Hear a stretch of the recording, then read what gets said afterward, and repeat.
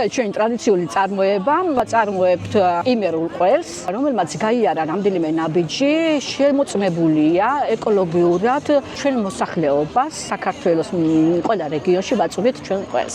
რომელ ყოფილიყო ეს დახმარება, ხელშეწყობა და ეს თანამედროვე ტექნოლოგიები, ხელმისაწვდომი ძალიან რთულია, ზოგადად ყველა იმ ნაბიჯის გადადგმა, რასაც ჩვენი მშობლები გადიოდნენ თუნდაც იმ გზას.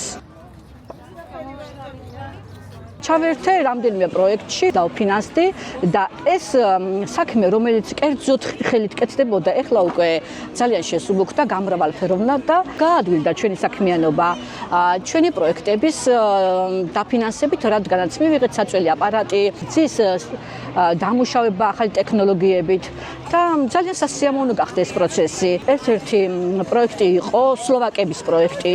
ჩვენ სლოვაკეთშიც კი წავედით იმის გამო, რომ იქაურ ტექნოლოგიებიც გაგვეცნო. მივიღეთ შეფუთვა, ვაკუუმის აპარატი. ეს ისეთი პროდუქტია, რომელსაც ყველანაირი წესის დაცვა სჭირდება.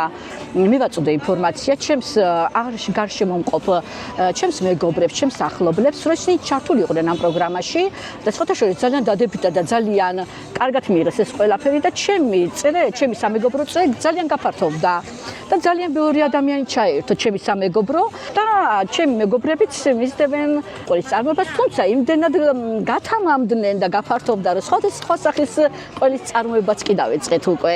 ეს არის სვანური მარილით, ეს არის პიტნის არომატით. სასურველი იქნება, რომ ეს ყველაფერი იყოს ხელმისაწვდომი ყველასთვის, ყველა მიიღოს.